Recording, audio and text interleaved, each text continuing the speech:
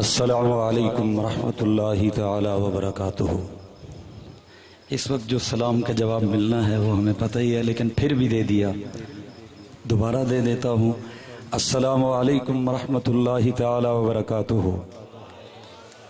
ہمارے ایک استاد محترم تھے، وہ فرماتے تھے 12 کے بعد لوگ آنکھیں کھول کے سوتے ہیں، آنکھیں بند کرنے کی بھی ضرورت نہیں ہوتی، کھول کے بھی نیند آ جاتی ہے۔ تو بھائی جاگ کے بیٹھ رہے ہیں نا انشاءاللہ۔ الحمد لأہلہ والصلاة لأہلہا، اما بعد فاعوذ باللہ من الشیطان الرجیم، بسم اللہ الرحمن الرحیم۔ ما كان محمد ابا احد من رجالکم ولکن رسول اللہ وخاتم النبیین، صدق اللہ العظیم۔ اللہم صلی وسلم وبارک علی سیدنا و مولانا محمد کما تحب و ترضا عدد ما تحب و ترضا۔ حق کہہ کر کسی دور میں پچھتائے نہیں ہم، حق کہہ کر کسی دور میں پچھتائے نہیں ہم، کردار پہ اپنے کبھی شرمائے نہیں ہم۔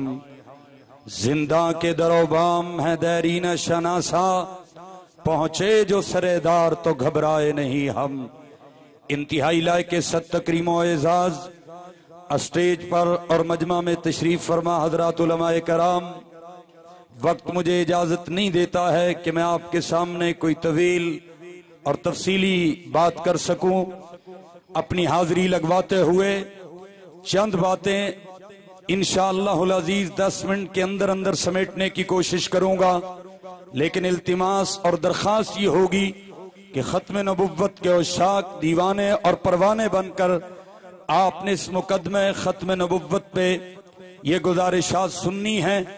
امیر شریعت سید عطا اللہ شاہ صاحب بخاری سب کہہ دیجئے، ادھر توجہ فرما کے ذرا سب کہہ دیجئے، رحمت اللہ تعالی علیہ فرماتے تھے کہ میں حیران ہوں جھوٹ کے لیے، باطل کے لیے، دجل کے لیے، مکر و فریب کے لیے اگر محنت کی جا سکتی ہے تو حق سچ کے لیے محنت کیوں نہیں کی جا سکتی ہے؟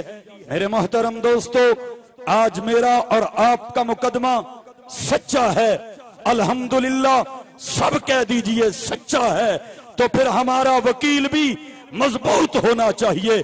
باطل کا سارا مقدمہ جھوٹا ہے، باطل کا وکیل تیز ترار اور ہوشیار ہے۔ آپ کے سامنے برادر محترم حضرت فاروقی صاحب تشریف لانے والے ہیں، پہلے جتنے حضرات گفتگو فرما چکے ہیں یہ سب اہل حق کے وکیل ہیں، اور یہ بتانے آئے ہیں کہ اگر ہمارا مقدمہ سچا ہے تو وکیل بھی ہمارا مضبوط۔ بولو یار، میں ایک مقدمہ اور اس پر 9 شکیں آپ کی خدمت میں عرض کر کے اجازت جانا چاہتا ہوں، توجہ کیجئے گا۔ میرے اور آپ کے مخدوم و محترم ابھی جن کا نام یہاں پکارا گیا، صدر مفتی دارالعلوم دیوبند اور بعد میں مفتی اعظم پاکستان حضرت مولانا مفتی محمد شفیع سب کہہ دیجئے رحمت اللہ تعالی علیہ نے ختم نبوت پر ایک جامع معنی اور امت کے لیے قابل فخر کتاب ختم نبوت کامل لکھی ہے۔ اس کے آخر میں حضرت نے پوری کتاب کا نچوڑ، بلکہ کتاب ہی کا نہیں، پورے ختم نبوت کے عقیدے کا نچوڑ پیش کیا ہے۔ وہی نچوڑ آپ کے دامن میں ڈالنا چاہتا ہوں، توجہ فرمائیے گا۔ حضرت فرماتے ہیں مقدمہ ختم نبوت پہ میرے پاس سب سے پہلا گواہ خود رب العالمین ہے۔ کون ہے بھائی؟ کون ہے؟ رب العالمین، جو خود گواہی دے رہا ہے کہ کلی، جزوی، ذلی، بروزی، تشریح، ہر طرح کی نبوت آمنہ کے لال پہ ختم ہے۔ پہلا گواہ کون ہے؟ پہلا گواہ کون ہے؟ حضرت فرماتے ہیں مقدمہ ختم نبوت پہ میرا دوسرا گواہ نبیوں کی جماعت ہے۔ کہو سبحان اللہ، اور انگلیوں پہ گنتے بھی جاؤ۔ اس وقت میں یہی بات کر سکتا تھا، مقدمہ ختم نبوت پہ دوسرا گواہ نبیوں کی جماعت، اور فرماتے ہیں مقدمہ ختم نبوت پہ میرا اور امت مسلمہ کا تیسرا گواہ خود خاتم الانبیاء ہے۔ 3 حضرت فرماتے ہیں مقدمہ ختم نبوت پہ گواہ چوتھے نمبر پہ پاک پیغمبر کے بعد میرے نبی کی جماعت صحابہ ہے، اور 5ویں نمبر پہ جماعت محدثین ہے، 6 نمبر پہ جماعت مفسرین ہے، اور 7ویں نمبر پہ جماعت متکلمین ہے، اور 8ویں نمبر پہ جماعت ائمہ مجتہدین ہے، اور 9ویں نمبر پہ جماعت صوفیہ ہے۔ یہ 9 گواہ گنوائے، 10ویں گواہ کی میں بات کرنے لگا ہوں، توجہ کیجئے گا۔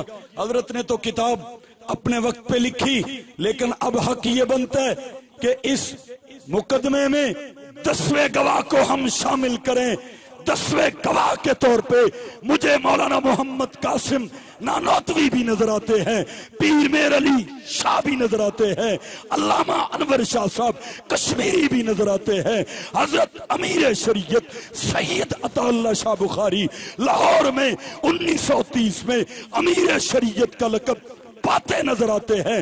1932 میں بھاولپور کا مقدمہ اس مقدمے کے گواہ کے طور پہ نظر آتا ہے۔ اس مقدمے کا فیصلہ 1934 میں مجھے بھاولپور کی عدالت کا جج اکبر خان دیتا نظر آتا ہے۔